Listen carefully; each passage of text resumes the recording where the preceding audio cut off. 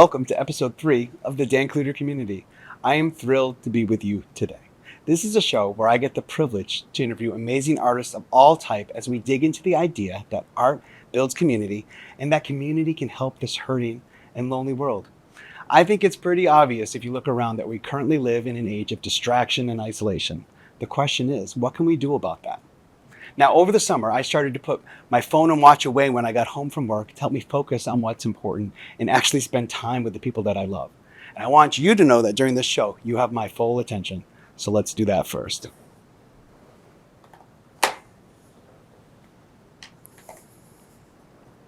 I like starting my show this way. It reminds me of how Mr. Rogers always used to take off his shoes and put on his sweater. Now, he was quite the community builder. I always have Fred with me on this show.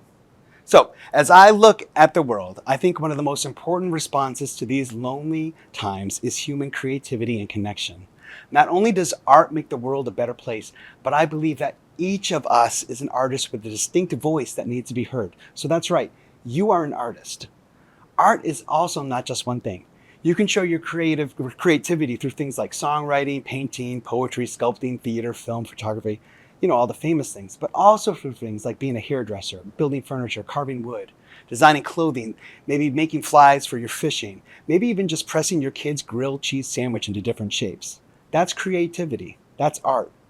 Now, today on the show, we have my good friend and brilliant singer-songwriter, John Gerard. I first met John through the Boston open mic scene in the early 2000s. Not only does he have a gorgeous voice, but he's also one of the region's absolute best singer-songwriters. So I'm thrilled to talk to him. He has a fantastic, amazing story of healing and recovery through art to share with the world. So let's go talk to my friend, John. Well, John, my friend, it's such an honor to have you on this show. Thank you so much for coming on. Thanks for having me. I appreciate it very much. All right, so we first met each other back in the mid-2000s in the Boston singer-songwriter world. Do you remember exactly the first time we met each other? Was that like at an Ellen Schmidt open mic or something like that? Might have been. I mean, Ellen had open mics like everywhere. Yeah, she was an absolute legend. She was. She was such a great human. I think so. I think that's where we met. I mean, I'm sure it was in that area. You know what I mean? Yeah, we were just talking off stage about how one of the first shows we played together, we were playing at a Starbucks, but we didn't remember which Starbucks it was because back then, Starbucks would allow you to play. Yeah. Which was a big deal. It was really helpful to have like the local places like that musicians could come and set up free shows and stuff like that. Yeah, it was. Yeah. I don't think there was one that wouldn't let you play. Like, I used to live out in Marlboro, so I would play the one in Marlboro, but I think I played the one in Natick, Framingham. I think you and I discussed it. Probably did the one in Wayland. Wayland, yep. I used to play the one in Marlboro, too. Yeah. Big deal. But let's talk about you, John. So I want to get into your backstory. Sure. So you have a really great story that we're going to get into of healing and really get into how your career is really beginning to take off right now. We'll get into that. But I want to go back to the beginning. Like, what inspired you to get that much into music? Because I know that you were singing in rock bands and stuff like that. But when you were a kid, do you have like a memory or a band or a moment that just all of a sudden like, this is important? This is what my life's about. My mother used to play the Bee Gees and the Jackson 5 in the house. Ah, nice. And there was this variety show on TV. And I remember my friend Daphne and I would pretend that we were performers on the show. And I'd use my father's tennis racket and I'd pretend to play the guitar and sing. Yeah. That's my earliest memory. And then moving forward to when I was a teenager, I think my lack of ability to play sports sort of gravitated towards music. Yeah. And then, Bee Gees and the Jackson 5 was what I heard. And my father would play classical music. Well, when you hear your voice, when you hear John's voice later, when he sings a couple songs, he has this gorgeous melodic voice. It's not surprising that you got the Jackson 5 and the Bee Gees because they have such beautiful voices, right? Yeah. They have such a great sense of melody. But in teenage years, you started joining rock bands, right? Yeah. So I started taking guitar lessons at 11. Yeah. And then I started my own band at 14 and did my first gig in an actual place where they kept us outside the bar. Yeah, and then they walked us into the back door to play, and then we had to wait outside afterwards to get paid. But yeah, I was 14, so I started at that time. That's amazing. So do you have any good memories about it? So how long did that rock band phase last? Because I've known you, again, for over 20 years, and you've always been the solo singer-songwriter. Yeah. So how long did the rock and roll band thing last? I think that I was about 30, so about 16 years. And it was it was always the same band. Some different members come and go and stuff, sort of musical chairs a little bit. But yeah, till I was about 30, I think. And then I got into a couple more bands, Yeah. and then that was it. And then I got into the world of singer-songwriter. So from the world of rock and roll, you were the singer. You were the lead singer of the bands, right? I was, yeah. Were you also a rhythm guitar player? Or? Rhythm guitarist towards the end of my rock, my rock life, I guess. The last band I was in, I played rhythm guitar and I sang, but my first band I was just a singer. Now, when you were in that band, because I know that the next part of your life we're going to get into is like a big story of recovery and healing and stuff like that, right? Yeah. When I first met you on the scene, I think sobriety was kind of a new part of your life, right? Yeah, I mean, and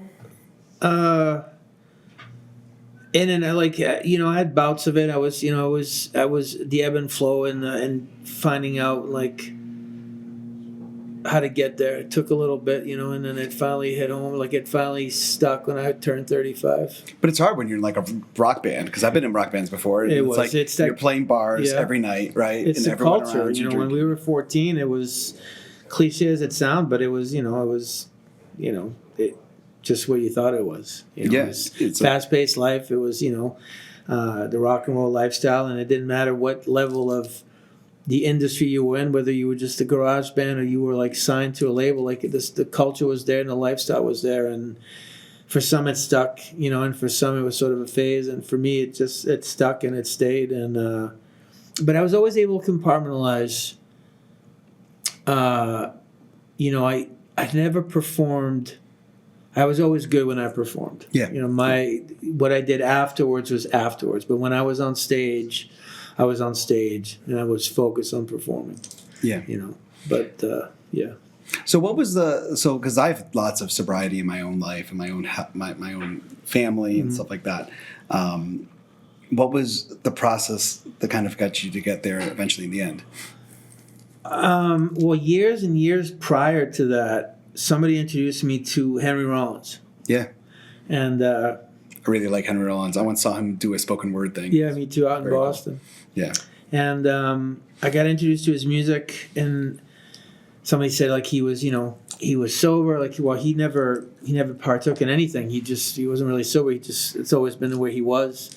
And I read all his books. Yep. And I read books that he recommended, and that sort of sparked the idea that maybe I should shift my life in a different direction.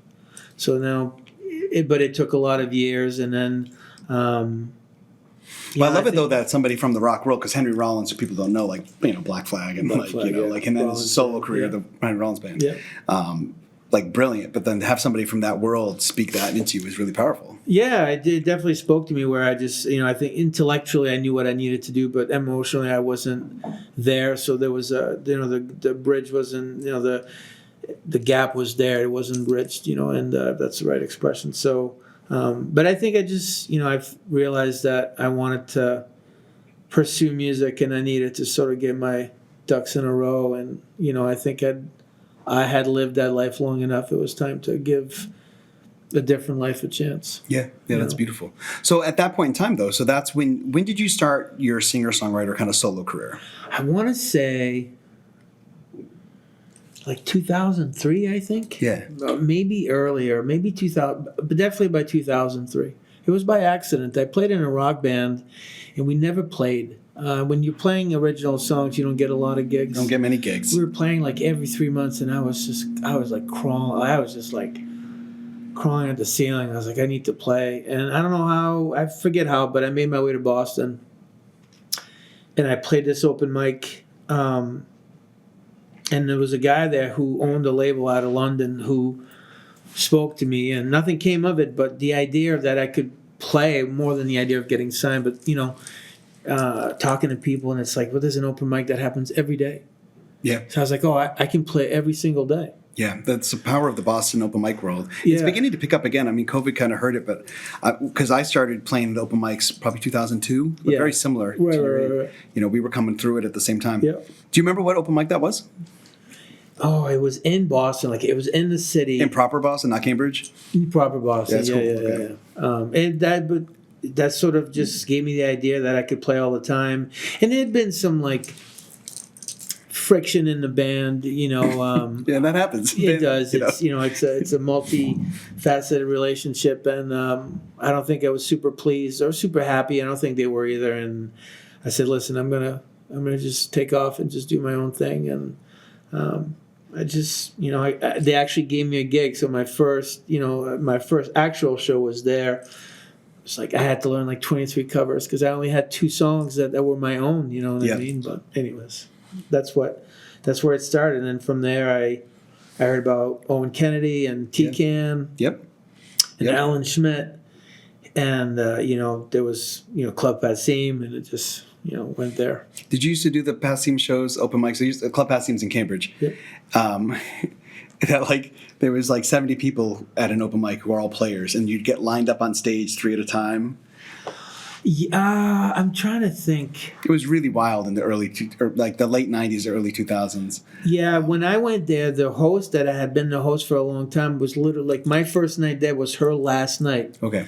And then after that, they had a sort of not a revolving door. They had several musicians that were big in Boston, like James O'Brien. And a few others whose name, unfortunately, I can't recall, who would host. Yep. But man, it would start. It was every Tuesday, I believe. Tuesday, yep. And it would go till midnight, 1 o'clock. Yeah, 7 o'clock.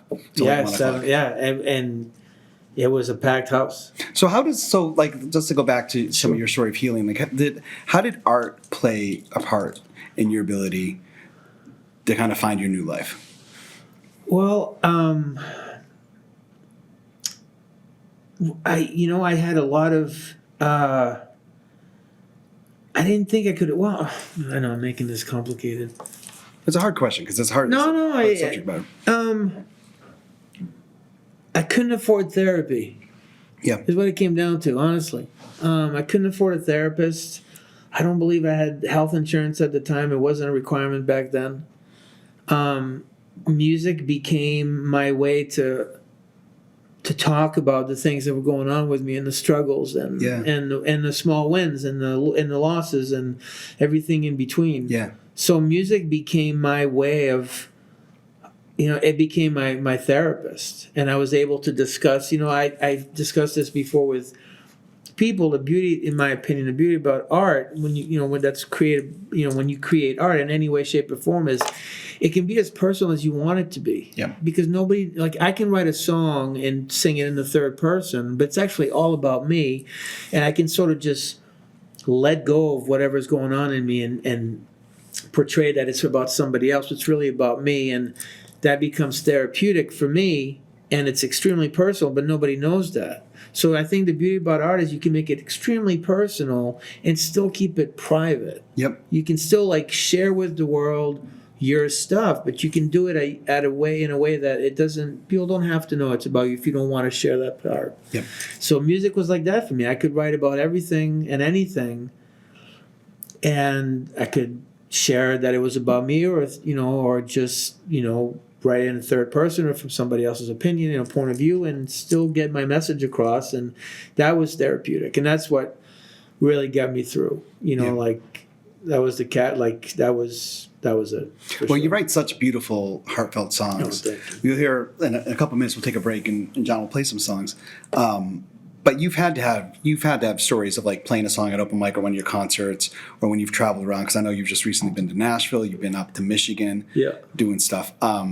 You must have had people come to you afterwards, that song touched me, that song. I know what that's about. I hear you. I've walked that road. Kind of. Yeah, stuff. I've had some really phenomenal experiences in my lifetime, as a singer-songwriter, where I've met people have messaged me and said this song really hit home, or the image, the imagery of this song was so clear to me, I remember all this. So I've had definitely people come to me afterwards, or share with me that this song really meant something to them, it's a pretty big deal when you write something, when you create something from nothing and somebody's able to relate to it. It makes you feel like you're doing it the correct way. Yeah, it's the best feeling in the world. Because I feel because as an artist, we all want to make a living at it, and we all want to be able to have our recognition. But I think at the part of it, our job is to connect to people. Yeah, absolutely. And if you're not connecting to people, then you need to figure out ways to fix your ability to, because the point is that like your song could help somebody else. Absolutely, And your story could help somebody else. And the main reason why I'm doing this show is that idea of like the world's out there is really sad and broken, and we're isolated, and with our technology, we're getting more and more isolated, and the political divide and everything. Yeah.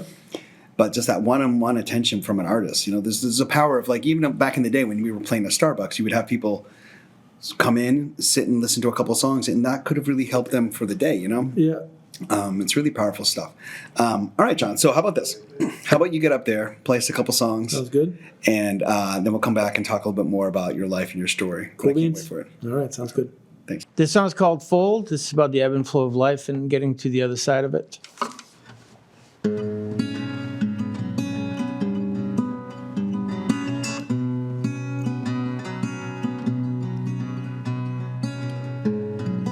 I stood in place, I felt so strong. There's nothing left to chase. This time I would hold on, 'cause I will not fold, I will not bend. I'll break the mold, I'll no longer pretend. All of the strength I'll ever need has always been inside of me.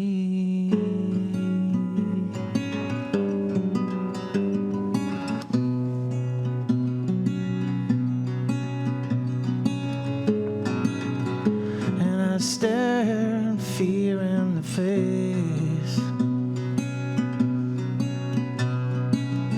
I took a deep breath and told myself, don't fall from grace, 'cause I will not fall,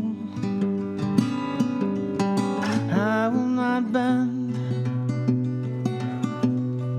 I'll break the mold, I'll no longer pretend. All of the strength I'll ever need has always been inside of me.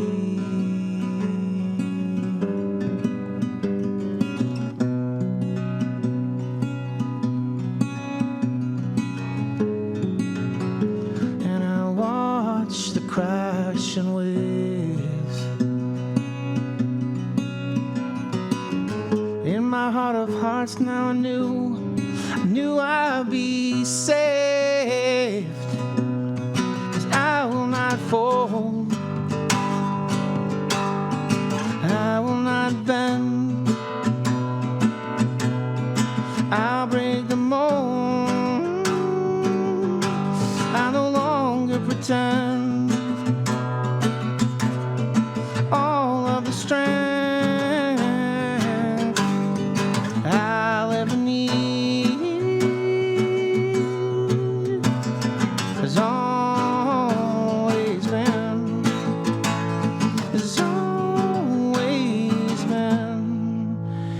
inside of me.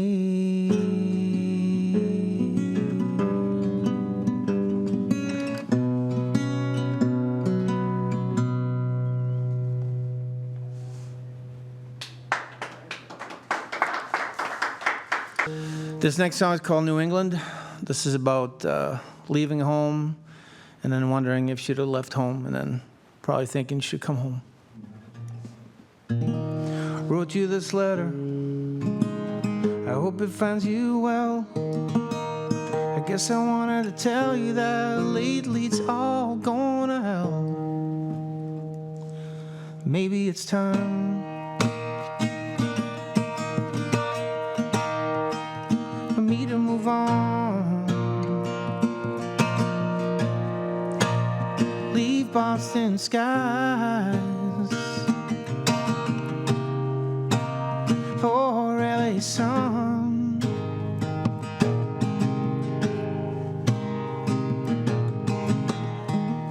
wish I had taken the time to listen. I wish I hadn't tried so hard to fix what's never been broken. Wish I had known back then what to do. Every time you desperately try to come through. So maybe it's time for me to move on. Leave Boston skies for LA sun. New England fall. I miss the most. Look on your face when the leaves turn to gold.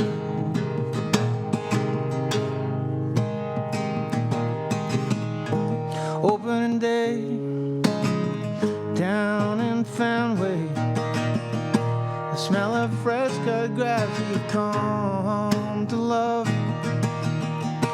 Summer drives down in Buzzards Bay, season of the witch, downtown sailing. So maybe it's time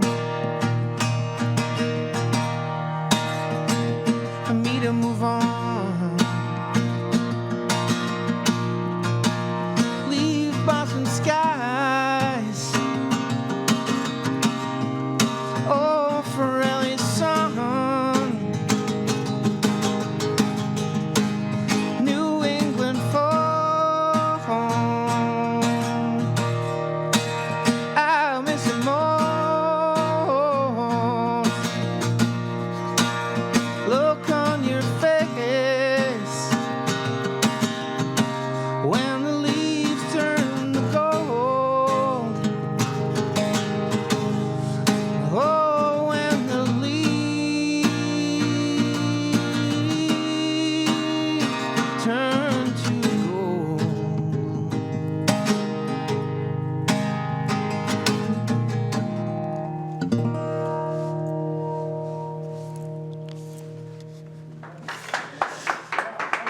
All right, thank you.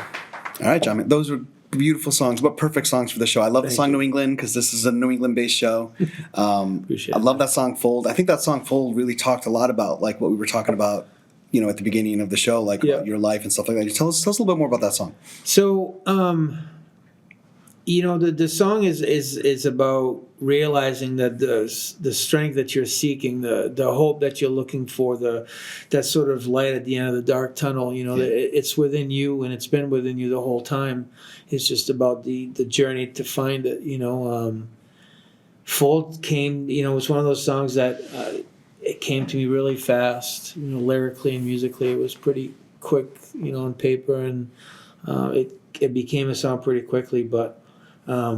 Yeah, it's just about the journey of, you know, of navigating through life and the ups and downs and the ebb and flow of life, which is always, and then getting onto the other side of it, you know, and sort of like finding hope, realizing that you are strong enough and you are worth the time to have a better life. Yeah, it's really beautiful. Because I know that you spent many years working in the recovery field and helping people like that too. Yeah. Did you ever see like people able to use songs and maybe your songs, but just other artistic endeavors to help lift them up out of that space? So I would periodically play for the community in one of the buildings. And I'd always get a lot of great feedback. Yeah. You know, I've written a lot of songs about recovery, but they can really be about anything to do with life. You know, it's really about the journey of life. But some of them are particularly written about recovery, but I think anybody can sort of take on the story, And I get a lot of people say like that really, you know, that's my life, and that means a lot to me. So yeah, I remember like I've some of the most powerful experiences over the past 10 years of my life because I've joined a loved one going to recovery meetings or AA meetings and just sitting through them and hearing these people in the honesty. It's just like it's humanity like squared. It's like this, Yeah. like, so I think because we often live these kind of superficial lives, but all of a sudden you come to this place of people like all of a sudden being open and honest and not vulnerable. And it's kind of like hanging out with the singer-songwriters sharing new songs, because it's like they're being really vulnerable and it's really powerful. Just really beautiful stuff. Yeah. So you were just mentioning to me off stage too that you had some wonderful compliment about your music. The best compliment I ever had is when I used to busk out in Cambridge, Harvard Square, the Red Line, Park Street, Government Center, the Green Line, right upstairs from Park Street, and this was back in the days of MySpace. And I had somebody message me on MySpace, and they said, I've been taking the subway for like 10 years or whatever it was. And it's mundane, and it's cold, and you just sit there and you just wait for the train. And he said, but, every time, and he said, essentially he said basically like, whenever you play, it's like a symphony. Oh, that's awesome. And it is, I mean, it was really one of the nicest things anybody's ever said to me about my music, that it basically like lifted him up, and it made the mundane wait for the train to come. And, it's not surprising because, like, I mean, everyone just heard your songs, this beautiful voice. All of a sudden, like, because life is really mundane and can be lonely, it right? Can be. It's like you're commuting in and you're just going, possibly just an office job, right? Yeah. And then, but you just all of a sudden have this glimpse of like something you could say you get religious about it, but something from above or something like just shining through. Absolutely. Like the cracks, the darkness, right? Yeah. And I think that's what this world needs, right? Like there's so many people out there right now, maybe even people listening to this at home right now, that they're kind of just stuck in that rut of being at home, right? Yeah. They're stuck on their couch or stuck on their phone. But so just that power, a little bit. Yeah, but the power of like an artist, whether it be songwriters, but it could be anything. Like, Sure. it could be poetry or anything, and all of a sudden you're just out and you're with people again, experiencing that thing. So it's another part of your story that I just think is really interesting, John, is that so we were kind of growing up in the same folk world, the 2000s. Like I had you feature at my open mic, the one that I was running. And times, but then you took kind of like a break for a period of time, and then came back to it. Tell me, I like the idea of like artists sometimes you need to take a break. I needed to take a break, and I think it's really healthy. I think a lot of artists feel guilty when they take a break. Yeah, like if all of a sudden life comes up and you're like, hey, this isn't working for me. Like, take a break. Yeah. Breaks are really healthy. Yeah. But then you came back to it. So like, just tell me about like the process that went into like that break, and then what kind of led you like out and coming back into it.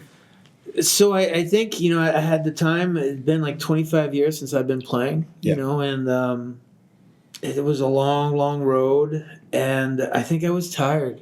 Yeah. I think at the time I just needed a break. I just needed to do something different. I think I was losing connection with my music, and I wasn't enjoying it anymore. And I always said to myself that if I wasn't going to enjoy this, then it was time to stop. Yeah.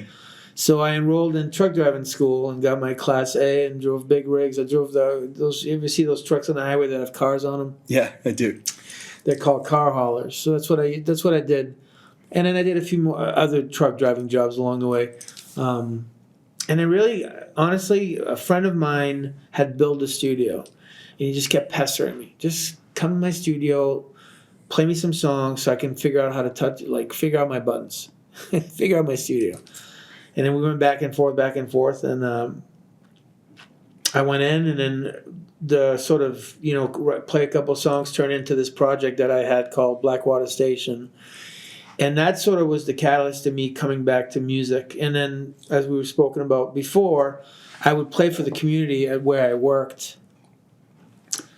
And I really started to reignite my desire to want to play. And then I just got more and more involved and stuff, but I needed the break. I needed to do something different. All right, so now you're back on the scene. Yep. And sorry guys. Dang it. All right, good. So John, now that you're back on the scene, you've been doing it for a bunch of years, back pretty serious, but now you're doing full-time music. Yeah. And you've been in Grand Rapids, Michigan. You just got back from Nashville. Yeah. You're just up at the NERFA conference. NERFA is the New England Folk Regional Alliance. Yes. I said that close to right. If not, if I didn't say it right, pretty close. Pretty close. Yeah. But it's a conference when all these singer-songwriters of the Northeast get together. Yeah. So like, tell everyone what's going on. Like, So I went to I post my songs on Facebook, and that's how I got the gig at Grand Rapids, Michigan, and that was a lot of fun. My wife and I drove out there and did a long weekend out of it. And then my really good friend Ashley Jordan lives out in Nashville, and she's fantastic. Yeah, she's a Massachusetts-based singer-songwriter who just won a lot of awards. She's just on the Grand Ole Opry. Yeah. I know Ashley, not really well, but you know her really well. But she's a really kind person. She's a kind person. Just her and her family, her husband, like they're just good people. And when I decided to just sort of embark on this full time, I reached out to her. I said, "Hey, I want to come up to Nashville and just sort of check it out. Do you have any pointers for me?" And she said, "Well, actually," she said, "I wrote this song and I want you and I to record it." So I went out there, recorded the song. Got to see Nashville a little bit. I saw her at the awards, and after that, I came home for a day and I went to NERFA. NERFA was great, meeting new people.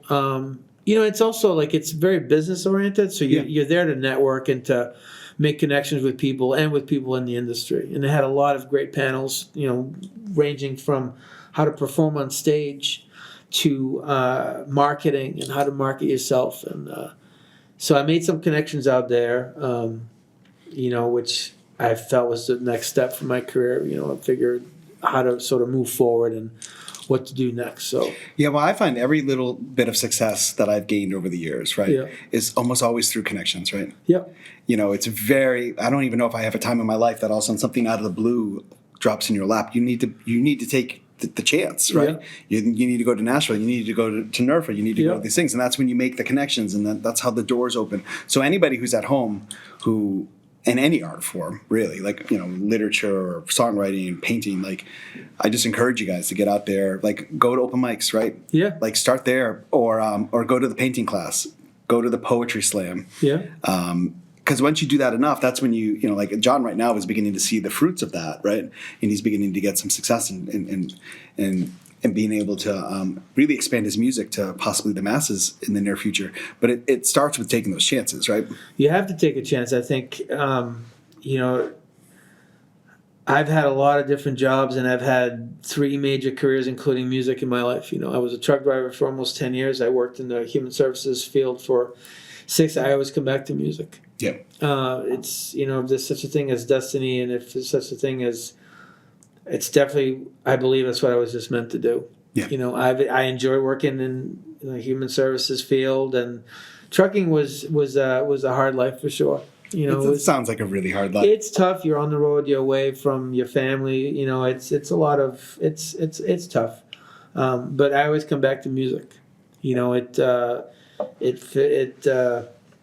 It feeds my soul. It fills my cup. And I enjoy every part of it. And right now, the journey I'm on, it's but yeah, you have to take a chance. You have to trust your gut instinct. I'm a firm believer in intuition and and gut instinct. And if something feels right, then you should go for it, because you never know who you're going to meet. You never know what you're going to do unless you try it. And if you just sit at home and don't take a chance, then you're never going to know. Yeah. And then you just, then at the end of life, you're just wondering what it is that you could have done. When you had the opportunity for your whole life to take these opportunities. Right.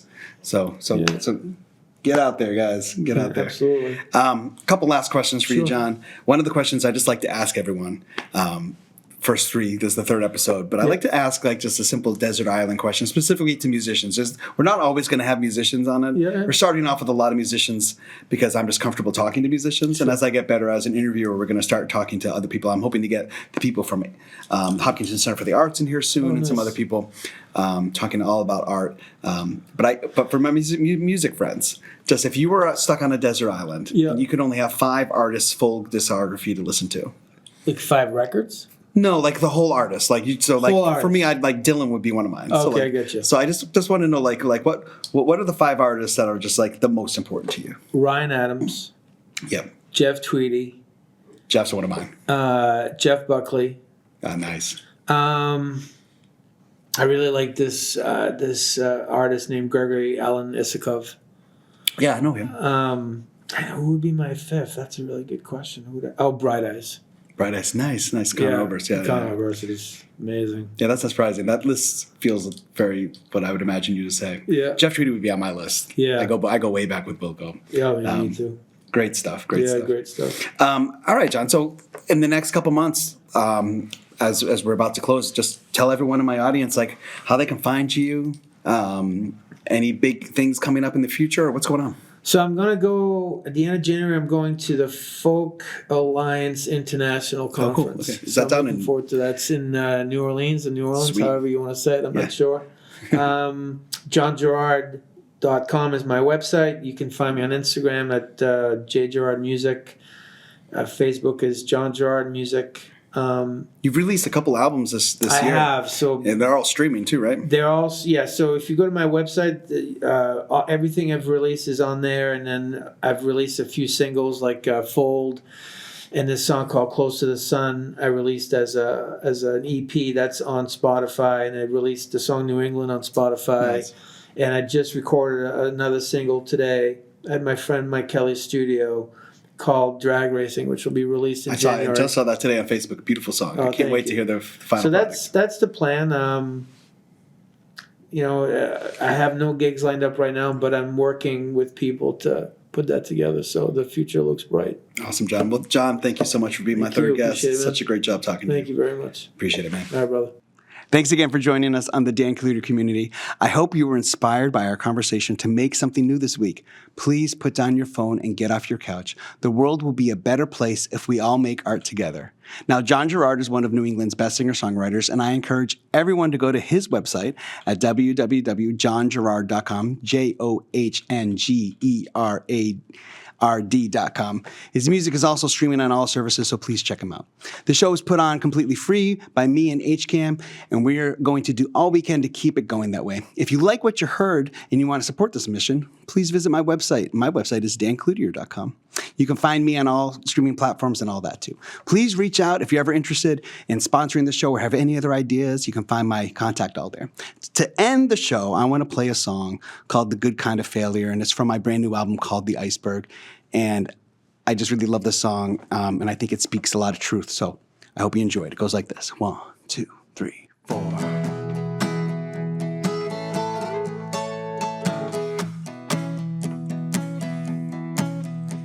I wish there was a word for that good kind of failure. 'Cause we all fall down when we first learn how to walk. And holding my hand ain't always doing me a favor. I wish there was a word for that good kind of failure. Ain't that true? And I wish it didn't hurt so much when you skin your knee. But it's all just part of being this human company. 'Cause some scars are bad, but others can be lifesavers. I wish there was a word for the good kind of failure. Well, each tough lesson learned, it can be your growth well earned. 'Cause even grief, it can grow your heart.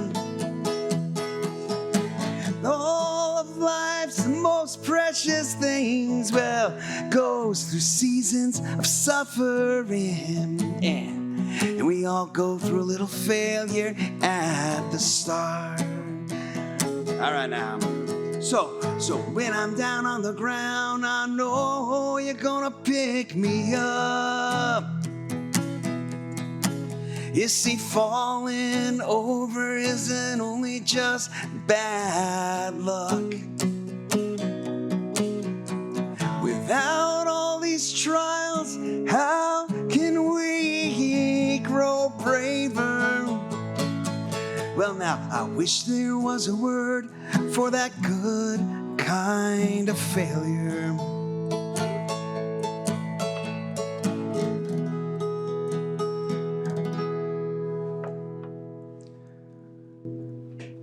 Thank you, everyone. Thanks again so much for joining me today. And I look forward to seeing you next month for the next episode. See you soon. And let's build a community. None of us have real control.